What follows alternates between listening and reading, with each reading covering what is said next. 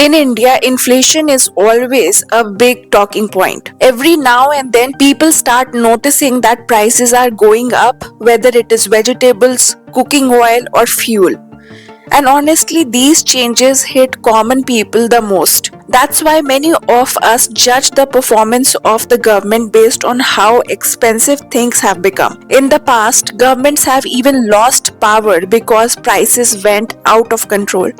So naturally, every ruling government worries about inflation too, because it directly affects people's daily lives and their mood towards the government. So before we go ahead, let's understand what inflation really means in simple words. Inflation basically happens when things start becoming more expensive. And why does that happen? It is usually because the demand for something is higher than the supply. For example, if more people want a product but there are not enough of it available, the prices go up. And the same thing happens when the supply suddenly drops, maybe due to bad weather, transportation issues, and anything else. Then the prices rise because fewer goods are available. So inflation is basically a general increase in prices when supply and demand don't balance properly. So when the source of inflation is the demand side, then it is the demand push inflation. In such situations, the RBI, the Reserve Bank of India, usually steps in. Their main tool is increasing interest rates. And why do they do that? Because when interest rates go up, borrowing becomes expensive. People and businesses start spending less, and when spending slows down, demand falls and inflation starts to cool off. So whenever inflation is rising mainly due to high demand, the RBI uses the interest rate as a policy tool to control it. But inflation can also happen because of supply problems. For example, when vegetables are not available due to bad weather, or when transportation facilities or logistics get disrupted, or when the fuel becomes costlier. These supply issues reduce the amount of goods in the market, and when supply drops, prices naturally go up. In such cases, government usually steps in. They try to fix the supply issues, ensure that things are not hoarded to earn profits, and basically actions are taken to bring prices down by improving supply. So there is coordination of government and the central bank, which helps in stabilizing inflation in the economy. But now, something very different is happening in the Indian economy. Lately, a new trend has started to show up. According to recent State Bank of India report, the prices of things we import from other countries like crude oil, gold, and certain chemicals have become very expensive. And because these imported items are getting costlier, they are pushing up inflation inside the country as well. SBI says that the share of imported inflation has jumped sharply from 1.3% in June 2024 to 31.1% in February 2025. And that is a huge jump. This increase in prices is different from the factors like high demand or supply shortages inside India. So now both the government and especially the RBI are finding it difficult to control inflation, because this time the problem is coming from outside the country, not inside. And this brings us to an important concept, which is imported inflation. Imported inflation basically means that the prices inside a country rise because the goods which people buy from other countries become more expensive.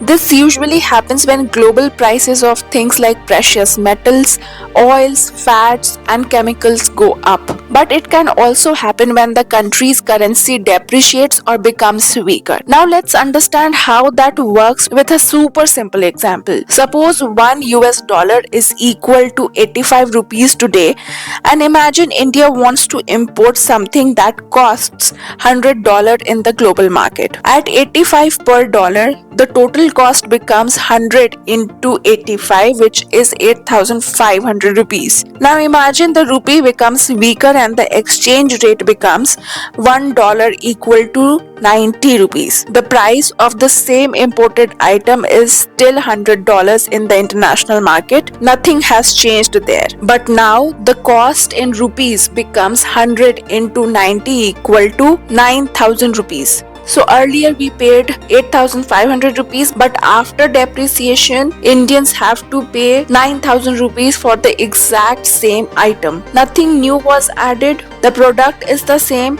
only rupee weakened. But because the rupee lost the value, we have to spend 500 rupees more on that product. This is how currency depreciation makes imported goods more expensive in India, and when imports get costlier, many products inside the country also become costlier, leading to imported inflation. Now, the issue of imported inflation becomes even more important when we look at one simple metric, which is the trade to GDP ratio. Let me quickly explain what this means. The trade to GDP ratio basically tells us how much of the Indian economy is connected to the world through exports and imports. So if the number is high, it means the country is more connected to global markets, and whatever happens outside, good or bad, will affect the Indian economy. Back in 1988, India's trade to GDP ratio was just 13.49%. That means India's connection to the world economy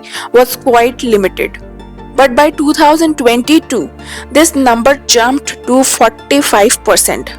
So today, almost half of India's GDP is linked to international trade, and that is a massive increase. Now think about what that means for inflation. If global prices rise, if crude oil becomes expensive, if gold prices shoot up, or if chemicals become costlier abroad, India feels the heat much more than before, simply because we trade a lot more now. To put this in perspective, the US has a trade to GDP ratio of around 37.2%, China has around 24.9%, and India is at about 45%. So India is actually more globally integrated than many big economies. And this also means that India's inflation is no longer just about what happens inside the country, like demand, supply, crops, or transport. The big part of it now comes from external pressure, because we depend so much on global markets. And that is why the imported inflation is becoming a major concern for India today. So what is the way forward? Since India is becoming more linked with the global economy, we need better tools to understand how much of our inflation is actually coming from outside. And that is where the idea of a trade exposure inflation index becomes important. Now that sounds very technical, but it is actually very simple. A trade exposure inflation index would basically measure that how much global prices are affecting inflation inside India. It would include three major things, which are direct imports. These are goods which we buy straight from other countries. If their prices rise globally, the index will pick it up. Then it will have intermediate goods. These are goods used to make other products inside India. For example, chemicals used in medicines, crude oil used for fuel, or metal used in manufacturing. If these become expensive, many Indian products will also become expensive. And finally, the index will also include the exchange rate impact. This shows how weaker rupee increases the cost of everything we import. If the rupee falls, imports automatically become costlier even if the global prices stay the same. So why do we need such an index? Because right now, when inflation rises, it is hard to clearly say whether the problem is inside the country or coming from abroad. But if we have a proper index, the government and the Reserve Bank of India can immediately see that how much inflation is coming from the global factors, how much is coming from domestic factors, and what policy response is needed. For example, if the index shows imported inflation is rising sharply, then increasing interest rate in the domestic economy by the Reserve Bank of India will not help much, because the issue is not demand, it is global prices. Instead, the solution may be to manage the exchange rate, diversify import sources, or build strategic reserves of essential goods. In short, a trade exposure inflation index would act like a measure for keeping track of India's global inflation pressure. It would help in understanding not just what is happening inside India, but also what shock is coming from outside. And in a world where India's trade to GDP ratio is rising so fast, such an index is becoming more necessary than ever. But to let all of this work, there is one big challenge which India has to solve: the problem of fragmented data. Right now, the information we need is scattered across different departments and ministries, and there is no single place where all the data comes together. And on top of that, data infrastructure is still weak in India, so getting real-time accurate numbers becomes difficult. And of course, there is always a risk of political interference, which can affect the quality of data. If the data itself is not reliable, then the policies based on that data also becomes weak. So if India wants to properly track imported inflation and respond effectively, we need better data systems, more transparency, and stronger coordination. Only then can policymakers take quick, informed, and accurate decisions to protect the economy. That's it in this video. Like, share, and subscribe for more explainer videos like this. Thank you so much for watching the video.